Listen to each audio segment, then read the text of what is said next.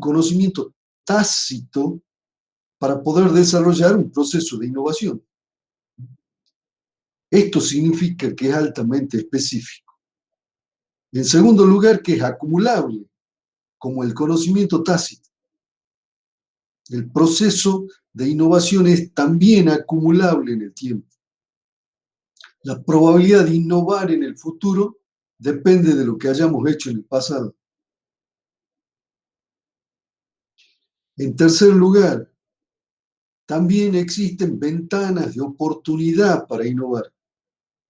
Algunas ventanas son más grandes que otras para innovar. Las innovaciones en los sectores, entre comillas, maduros, provienen de otros sectores, lo cual no significa que hay que tirarlo a los sectores maduros a la basura. Todo lo contrario. Hay que ver cómo se innova en esos sectores maduros con innovaciones desarrolladas en otros campos. El ejemplo de la famosa Terza Italia es tal vez el más significativo en este caso.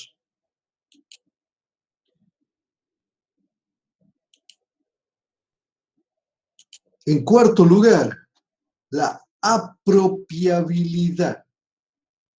El proceso de innovación presenta problemas de apropiabilidad y por lo tanto, como tiene una apropiabilidad imperfecta, hemos desarrollado una serie de instrumentos, muchos de ellos de uso combinado, de uso no de uno solo de los instrumentos, sino de varios, en forma simultánea y sinérgica entre sí. Para apropiarse de los beneficios del proceso de innovación, necesitamos patentes, en algunos casos. No siempre es bueno patentar. La patente funciona muy bien en algunos sectores, como la química fina, como bienes duraderos que se venden en los mercados finales, supongamos un electrodoméstico. Si yo patento un electrodoméstico y alguien quiere imitarle a la patente, tendrá que fabricarlo al electrodoméstico y ponerlo sobre una estantería. Al ponerlo sobre una estantería, yo puedo verificar si está lesionando o no mi derecho de patente. En el campo de la química fina, otro tanto lo mismo. Si yo patento una molécula, la molécula es mía, como el caso de las patentes que se está discutiendo ahora. Y que, por cierto, dado el interés común, el bien común, hasta inclusive Joe Biden, el presidente de los Estados Unidos, ha señalado de que se va a modificar el sistema de patentes por una circunstancia de bien común. Bien, pero en otros sectores no conviene patentar. ¿Por qué? Bueno, porque en realidad significa mostrar las cartas y, por ejemplo, no sé, patentar una maquinaria, no un electrodoméstico, sino una maquinaria que la lleva a una feria, por ejemplo, y allí alguien va, ve la maquinaria, sabe que está patentada, recurre a la patente, y si tiene capacidades tecnológicas puede imitarla a la maquinaria que la hace funcionar en un galpón donde yo no tengo acceso y no puedo verificar que se está lesionando mi derecho de patente. Por lo tanto, las patentes son un instrumento de apropiabilidad que conviene en algunos sectores, pero en otros no. Hay que estudiarlo bien al caso. Las marcas, también como signo distintivo, pueden ser usadas en combinación usualmente con las patentes.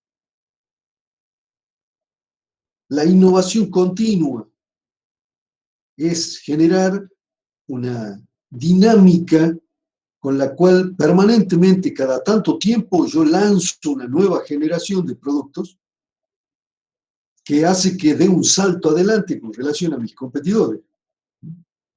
Entonces, en la innovación continua somos una especie de liebre móvil corriendo una carrera en la cual, si vamos adelante, vamos con ventaja.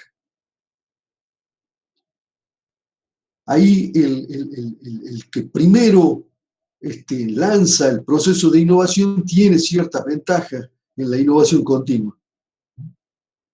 En inglés recibe el nombre de first mover, es decir, el primero que hace el movimiento de innovar, ese tiene ventaja. Luego vimos los canales de distribución, también importante. Por más que tengamos patente, marca, si no tenemos los canales de distribución para muchos productos, no tenemos posibilidades de apropiarnos de los beneficios de la innovación. Por lo tanto, los canales de distribución son una cuestión clave. Ustedes van a hacer un proyecto final y en el proyecto final tienen que, si van a producir un producto físico o un servicio, tienen que mencionar en términos de estrategia a través de qué canales de distribución van a colocar el producto en el mercado. Luego, la curva de aprendizaje, donde también vimos que los que van adelante tienen ventajas dinámicas. La curva de aprendizaje se da porque hay acumulación de saberes que no están solo vinculadas al producto, sino al proceso de producción. En realidad, a la dupla de ingeniería de proceso e ingeniería de producto. Y entonces, el que va adelante tiene ventajas, porque tiene un aprendizaje que repercute en términos esencialmente de costos del producto, pero también puede ser en términos de calidad, también puede ser en acortamiento de los tiempos de entrega, con lo cual no solo estamos compitiendo en base a costos a través de la curva de aprendizaje. Y por último, tenemos el secreto industrial. El know-how, ese saber hacer con el que elaboramos una innovación de producto o de proceso, en vez de divulgarlo a través de una patente que tendrá una protección limitada, que tiene una protección limitada, lo conservamos a través del secreto industrial. Esto es, en la organización desarrollamos un protocolo para poder mantener en secreto ese conocimiento específico de un producto, de un proceso, de ambos. Bien, por lo tanto, estas 4 características son muy importantes y son como un peine, nos peinan las ideas, nos ayudan a razonar en torno a las cuestiones más básicas del proceso de innovación. Es decir, dentro de una organización. A continuación, por cierto, vamos a ver que existen algunas otras dimensiones, por ejemplo, territoriales para el proceso de innovación. Pero por ahora estamos estudiando las características del proceso de innovación dentro de una organización. Bien, permítanme agregar algún otro detalle importante a la teoría de la innovación, a las características del proceso de innovación. Vamos a tratar de ver cómo estas 4 características también evolucionan en el tiempo. Para lo cual vamos a introducir una figura a la que probablemente ustedes ya le hayan dado estudio en alguna otra materia, que es la curva del ciclo de vida del producto. Creo que algo ya hemos mencionado en una clase anterior. Dijimos, la curva del ciclo de vida del producto va desde el lanzamiento mismo del producto hasta que lo retiramos del mercado. Esa longitud de tiempo, ese intervalo de tiempo es al que denominamos ciclo de vida del producto. Ese ciclo de vida del producto se ha venido acortando sistemáticamente y desde, diría yo, hace 3 décadas, 30 años en Argentina, 40 en el mundo, el acortamiento del ciclo de vida ha sido una característica sustancial de todos los productos.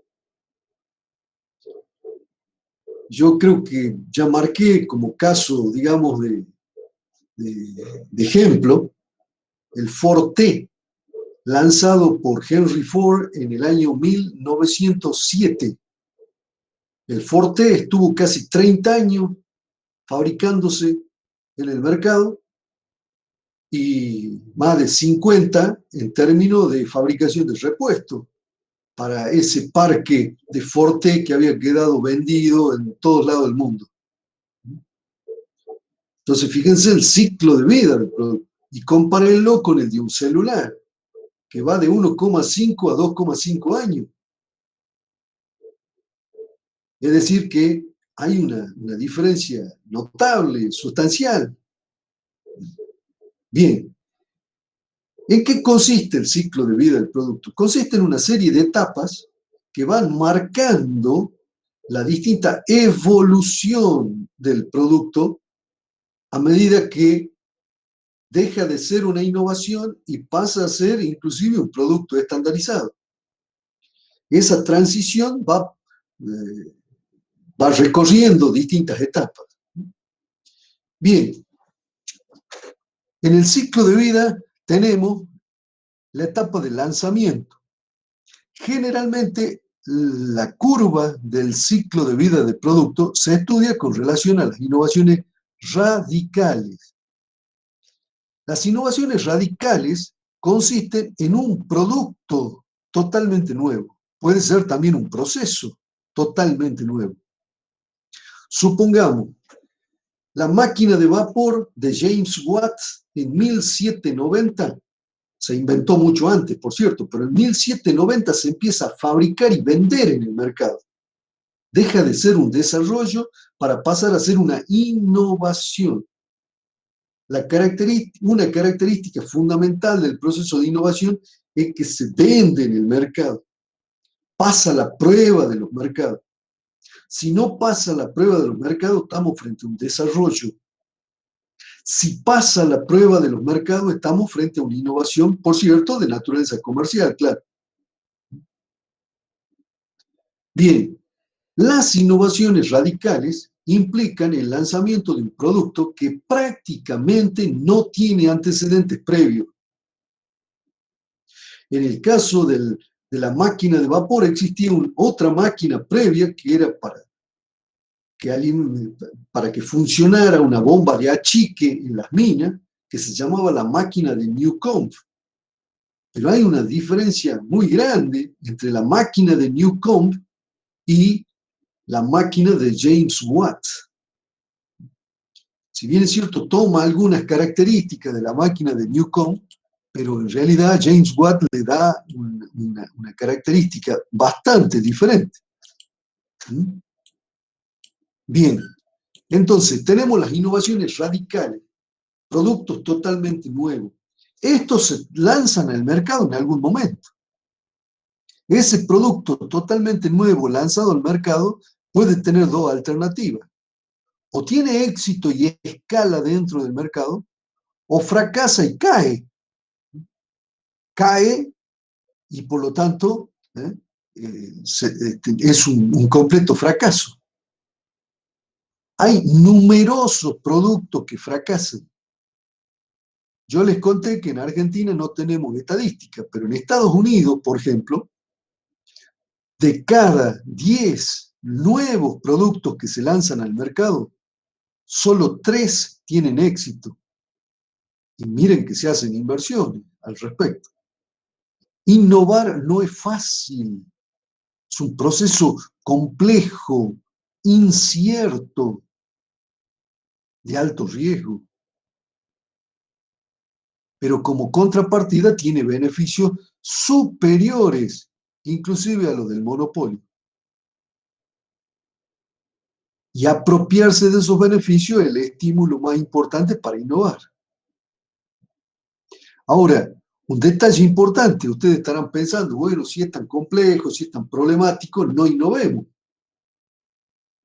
Pero el problema hoy es que Es cierto que es caro innovar, pero es más caro no innovar. Le cuesta la vida a las empresas. Hoy las empresas que no innovan, que no lanzan nuevos productos al mercado, que no refrescan su posición competitiva en los mercados, que no modifican sus estrategias de competencia, son empresas destinadas a desaparecer, a morir.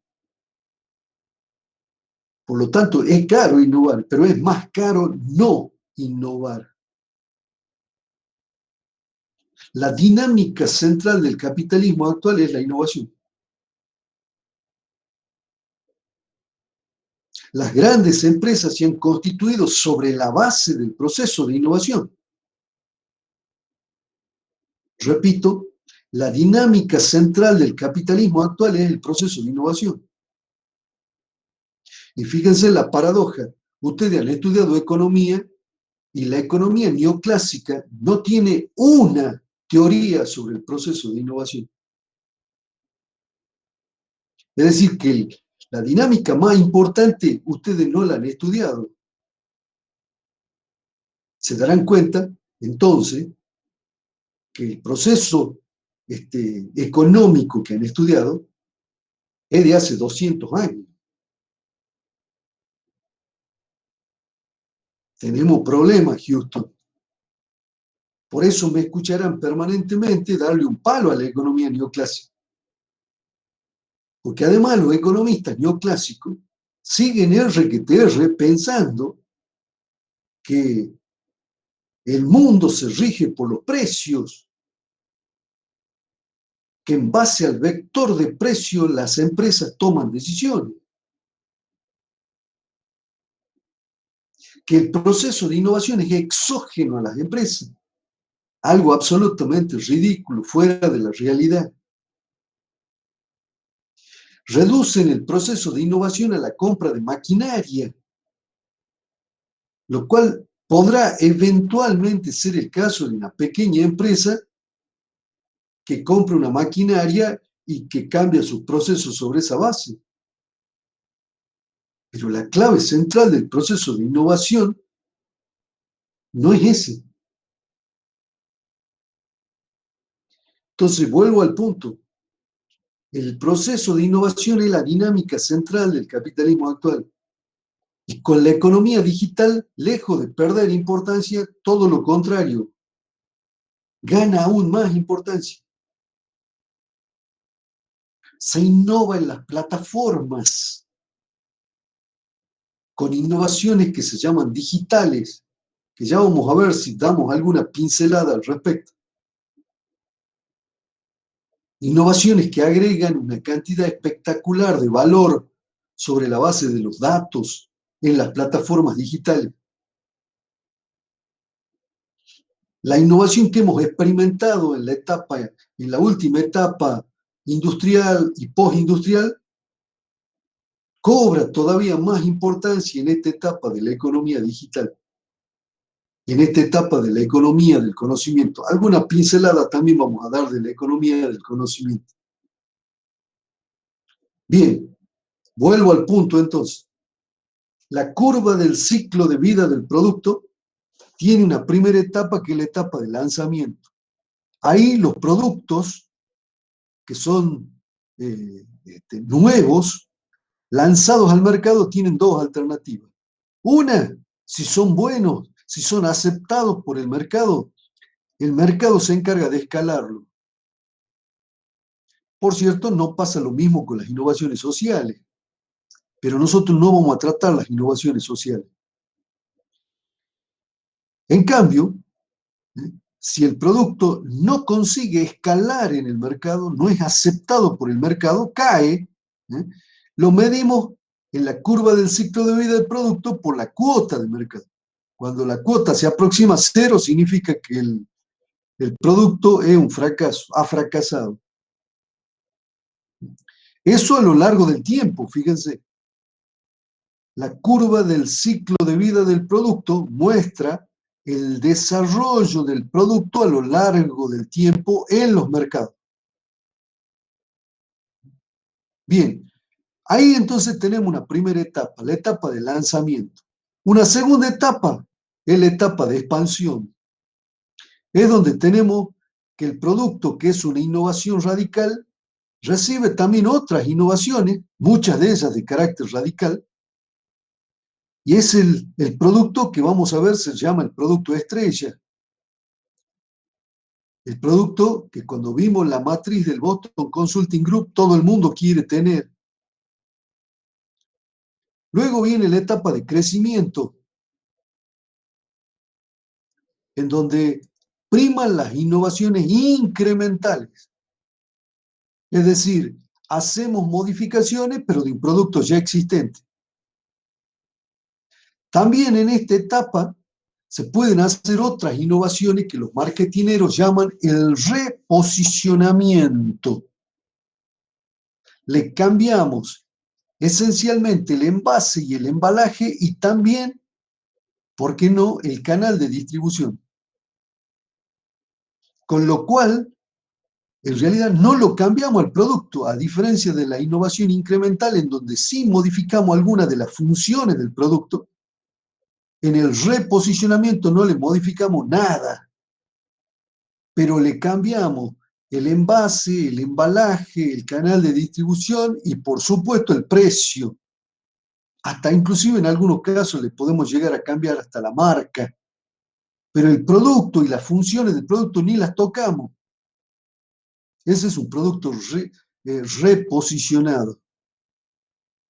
Y por cierto, en el campo de la industria automotriz existe otro tipo de innovación, inclusive menor a la incremental, que se lo llama la reestilización del producto. Las funciones centrales no las tocamos, solo cambiamos algunas características estéticas que son del producto, no del envase y el embalaje, sino del producto. Por ejemplo, en la industria automotriz es muy común, el motor es el mismo, el chasis es el mismo, pero le modificamos alguna cosita, por ejemplo, el faro, un faro más psicodélico, un faro mucho más moderno.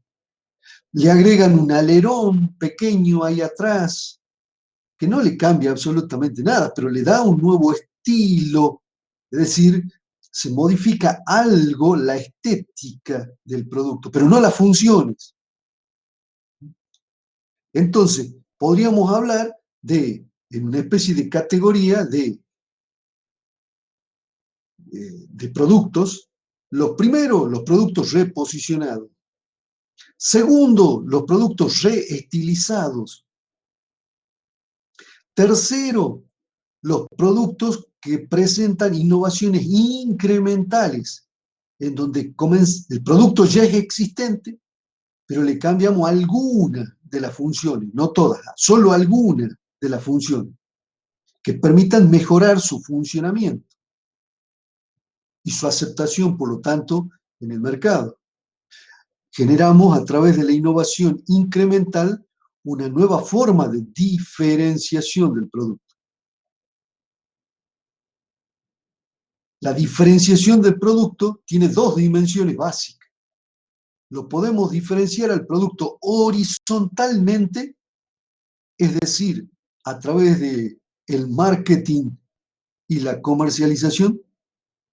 Por ejemplo, la diferenciación horizontal incluye la marca, incluye el canal de distribución, incluye el envase y el embalaje, en tanto este no afecte a las funciones del producto. Y luego tenemos la diferenciación vertical, donde el producto se diferencia sobre la base de las características tecnológicas, ya no comerciales, sino tecnológicas. Y entonces le variamos alguna función. Por ejemplo, con una innovación incremental.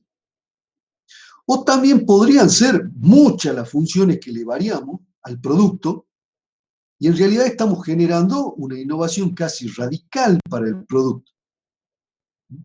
En la etapa de crecimiento tenemos básicamente innovaciones incrementales.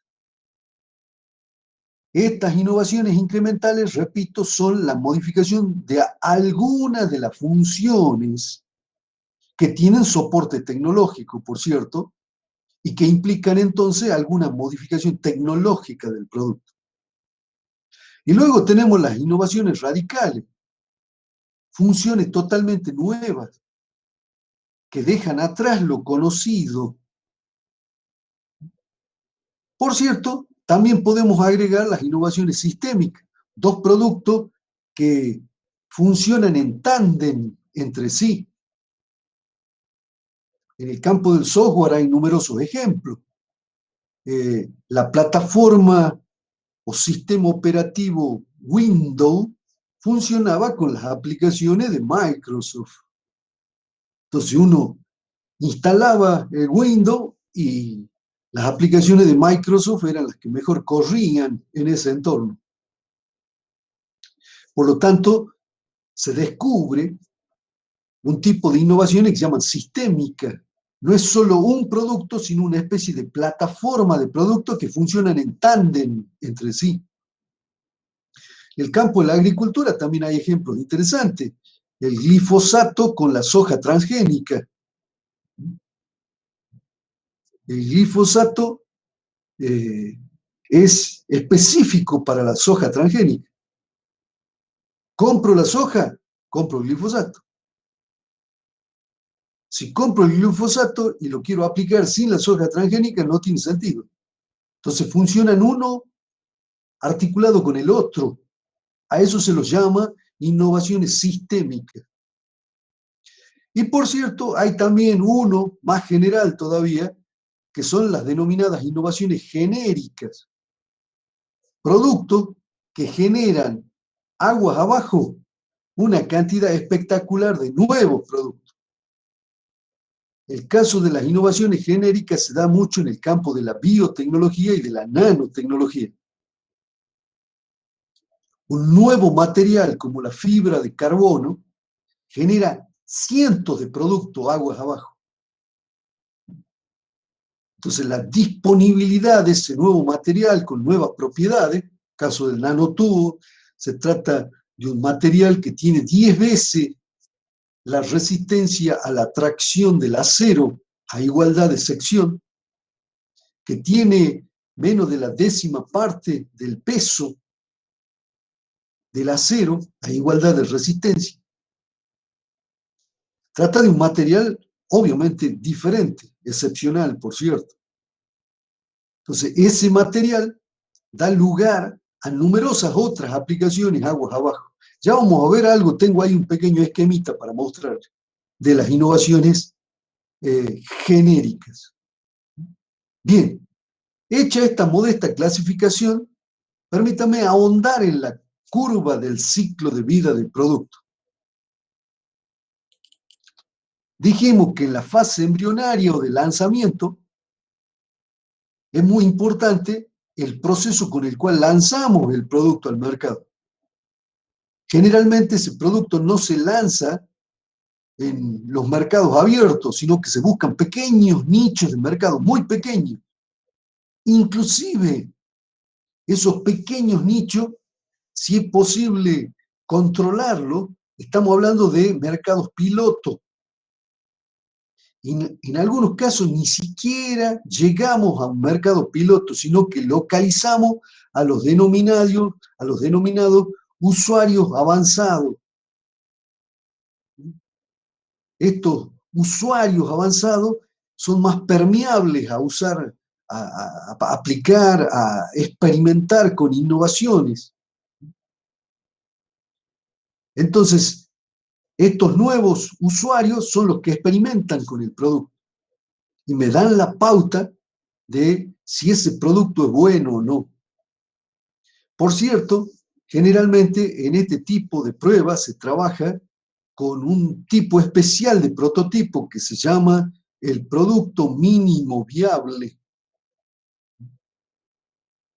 El MVP, para decirlo por las siglas en inglés con las que también se lo conoce. El producto mínimo viable. Se trata de un producto que no es un prototipo completo, pero tiene algunas características que yo estoy queriendo probar. El producto mínimo viable hace como una especie de plataforma para probar hipótesis del producto en el mercado. Y lo dirigimos, si es posible, si podemos encontrar un mercado de nicho, al mercado de nicho, pero generalmente inclusive lo dirigimos a estos usuarios avanzados que prueban y me dan retroalimentación. Y sobre esa base es que yo sigo mejorándolo al producto en esta fase embrionaria. El producto, si esto, para que, digamos, tengamos todas estas precauciones y esta necesidad de probarlo, es un producto nuevo. Por cierto, nosotros en Argentina nos sobran los dedos de la mano para contar las innovaciones radicales, casi no tenemos ninguna. Las innovaciones radicales se han lanzado casi exclusivamente en los países centrales. Por ese motivo es que nosotros podemos llegar a considerar que el producto es totalmente nuevo en la región. Supongamos que ustedes están haciendo su proyecto final y quieren lanzar en la región un producto que no tiene prácticamente antecedente. Lo podemos considerar como una innovación radical en la región. Y entonces le pueden aplicar esta curva para estudiar cómo lanzan un producto nuevo en la región. El proceso de innovación tiene un grado de novedad relativa. Podemos considerar la innovación a escala mundial, podemos considerar la innovación a escala nacional, podemos considerar la innovación a escala regional o local. Inclusive, hasta en algunos casos, algunos autores estudian los procesos de innovación nuevos para una empresa, ni siquiera para una región, ya no para la región, sino para una empresa. En todos los casos en que consideramos este grado de novedad del producto con relación al ámbito donde lo lanzamos, podemos utilizarla a la curva del ciclo de vida del producto. Fase embrionaria, entonces, es una fase complicada. No sabemos si los productos salen buenos o malos, por eso los llamamos productos gato. No sabemos si salen mansitos o salvajes. En la fase de expansión es donde tenemos las innovaciones radicales. El producto se sigue innovando. Ya hemos visto que el mercado lo aprecia el producto. No hay un estándar de diseño, no hay un diseño dominante y por lo tanto continuamos haciendo innovaciones. En este caso, ya no solo innovaciones de producto, sino también de proceso, porque en los pequeños mercados de nicho de la etapa de lanzamiento de la fase embrionaria, son tan pocos los productos, los prototipos que vamos a lanzar ahí que los fabricamos de cualquier manera. Pero ya aquí tenemos lo que se llaman nichos ampliados de mercado, nichos grandes. Y entonces no son mercados masivos, pero son nichos grandes. Entonces, ahí sí necesitamos un proceso para fabricar el producto innovador. En esta etapa, como yo les decía, los productos tienen más rentabilidad que la de monopolio. Los productos se comportan casi como productos suntuarios. Aumenta el precio y aumenta la demanda, no al revés. Como en un cuadro famoso. Aumenta la puja aumentando el precio y aumenta la demanda del cuadro, no al revés. Eso ocurre con los productos suntuarios. Una joya famosa. Aumenta el precio y aumenta la demanda. Innovación es importante cuando se lanza el iPad, por ejemplo, que ya se nota la aceptación. Y Apple Macintosh aumentaba el precio y aumentaba la demanda. Las innovaciones son un animal diferente al de los productos que solemos conocer. Es importante que nos demos cuenta de esa naturaleza diferente de los productos innovadores. Bien, cuando el producto comienza a alcanzar cierta madurez, es decir, comienza a estandarizarse un diseño, entonces pasamos a la fase de crecimiento. Allí prevalecen las innovaciones incrementales. El producto ya es existente y las innovaciones, en realidad, son modificaciones de algunas de las funciones que tienen soporte tecnológico dentro del producto. Los mercados se transforman en mercados masivos. Por lo tanto, se empieza a competir sobre la base de la relación precio-calidad. La relación precio-calidad es, en este caso, dominante. Nosotros, la mayoría de los productos que conocemos están en esta etapa, e inclusive en la siguiente, en la fase de madurez o declive, en donde compiten solo sobre la base de precio. Se trata de mercados estancados que no crecen, que tienen una demanda muy elástica al precio. En otras palabras, aumenta el precio, baja la demanda, cae la demanda. En esta etapa no es que hay muchos modelos para elegir, es bastante poca la, la gama de productos sobre la que elegimos, muy pocos modelos. Bien, el punto central que lo mencionamos, creo, cuando vimos la matriz del Boston Consulting Group, es que en realidad las empresas suelen tener productos en muy diversas fases. Las empresas innovadoras suelen tener productos en fase embrionaria, productos en la fase de expansión y productos en la fase de crecimiento. Los productos en la fase de madurez suelen ya haberse deshecho o estar en ese proceso de deshacerse. Acuérdense que los productos en la fase embrionaria se llamaban productos gato, en la fase de expansión se llamaban productos estrella, todo el mundo quiere tenerlo, por la alta rentabilidad. Luego tenemos los productos vaca lechera en la fase de crecimiento, porque a pesar de competir sobre la base calidad-precio, sin embargo, se fabrican en masa y a pesar de tener un pequeño margen de beneficio, al ser grandes los mercados, mercados masivos, generan un importante flujo de caja. Ese cash flow o flujo de caja es el que me sirve para financiar todo el proceso de desarrollo en la cartera de productos. Y luego tenemos los productos en fase de madurez, que son los productos perro. Algunos los llaman perro rabioso. Nosotros estamos encariñados, pero igual vamos a tener que soltarle la mano a ese tipo de productos, porque se están, salvo que tengamos la capacidad de rejuvenecerlo y relanzarlos al mercado.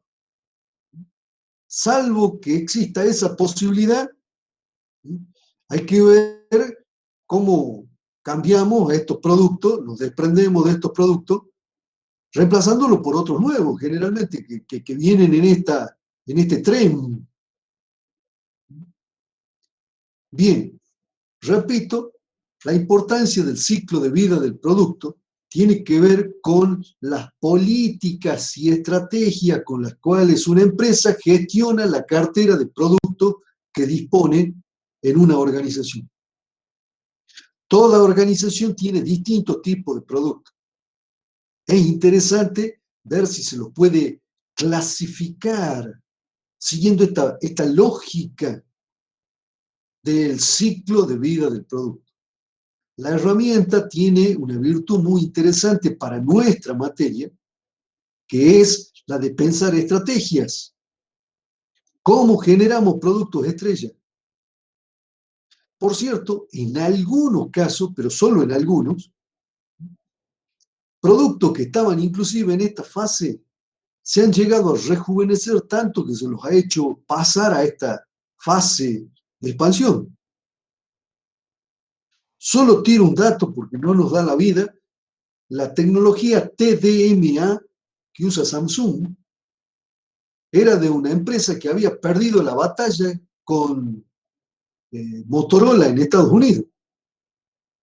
Y Samsung hizo vigilancia tecnológica, detectó a esa empresa que ya estaba dedicada a otra cosa, le ofreció comprarle la tecnología, para lo cual le ofreció un tipo especial de contrato, se llaman contratos de transferencia OEM, significa Original Equipment Manufacturing.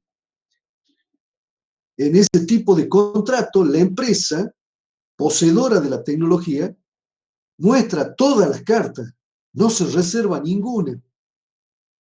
Eso solo lo puede hacer el fabricante original del equipo de la tecnología.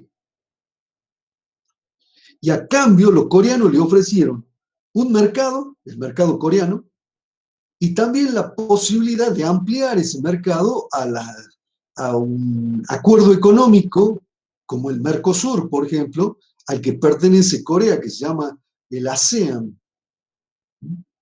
en donde varios países del sudeste asiático están unidos en un mercado común. Cosa que pasó, por cierto. Entonces, una tecnología que estaba aquí se transformó en un producto estrella para Samsung. Hoy ya esa tecnología está por acá. Pero hace 20 años atrás, 15 años atrás, ocurrió esto. Una tecnología en esta etapa le agregaron conocimiento y la relanzaron en una escala impensada. Y se dio porque justamente nadie quería venderle tecnología a Samsung. Y sin embargo, Corea ya no era Samsung, sino Corea quería entrar en el mercado de producción de celulares, pero quería entrar con un producto grande y por la puerta grande. Nadie le quería licenciar nada. Bien, entonces vuelvo al punto. Esta herramienta nos sirve para razonar, para pensar cómo vamos a gestionar la cartera de productos dentro de la organización. Como verán, una herramienta interesante para pensar que el comportamiento de los productos es diferente en función del grado de madurez en el que se encuentra dicho producto. Solo un último comentario, porque no nos da la vida para ver todo, pero acá estamos en la fase embrionaria. Este gráfico arranca desde la fase embrionaria. Pregunta, ¿hay vida previa? Sí. Está lo que podemos llamar el desarrollo del producto. Nosotros solo hemos contado que ya lo tenemos en fase prototipo, o MVP, es decir, producto mínimo viable, y lo estamos lanzando en esta etapa. Pero llegar a ese prototipo tiene toda una historia previa. Permítame mostrarle parte de esa historia previa. En esa historia previa hay una etapa de investigación, usualmente de naturaleza científico-tecnológica. Este gráfico lo usé en otra charla, por eso está puesto ahí el CONICET, las universidades, el FONSIT, que son instituciones en Argentina que financian el desarrollo de este tipo de conocimiento de naturaleza mucho más básica. Ese conocimiento básico, por ejemplo, cuando encuentra alguna alternativa de aplicación, empezamos a transformarlo en desarrollo tecnológico. Ahí hay otros mecanismos importantes. En particular, el FONTAR, el Fondo Tecnológico Argentino, que está relanzando ahora mismo, en este preciso instante, se están relanzando nuevas líneas de financiación para las empresas, pueden desarrollar innovaciones o, en realidad, desarrollos tecnológicos que se pretenden transformar en innovación. Nosotros hemos visto el desarrollo desde acá en adelante de la curva del ciclo de vida del producto. Pero como dijimos, hay una historia previa. A este pasaje entre el conocimiento aplicado y el desarrollo de un producto que eventualmente nos lleve a un prototipo a lanzarse en el mercado, a ese valle que está acá se lo suele llamar el Valle de la Muerte. Aquí es donde mueren la mayoría de los desarrollos. Esta línea roja que dice fracaso, caso de fracaso, es la que conduce mayoritariamente a los desarrollos, porque para sortear el Valle de la Muerte necesitamos no solo financiar el desarrollo, sino que necesitamos, sobre todo, transformar ese desarrollo en productos. Muchos de estos desarrollos no tienen forma de producto y por lo tanto de mercado. Transformar un desarrollo en un producto no es moco de pavo, es un proceso muy complejo. Además, el otro problema es que necesitamos financiar ese proceso. No es solo intelectualmente, cognitivamente difícil pasar de un desarrollo a un producto, sino que además hay que financiarlo. Aquí están algunos de los posibles financiadores. En Argentina casi no tenemos capital semilla. La CEPIME, la 21 que tiene este fondo de capital semilla. Aunque ahora algunos otros programas están lanzando también capital semilla. El FONARSEC, por ejemplo, en la agencia, el FONARSEC sería un fondo hermano del FONTAR, están en la misma agencia. También en otras latitudes, acá está bastante poco desarrollado, aunque existen los denominados ángeles de negocio.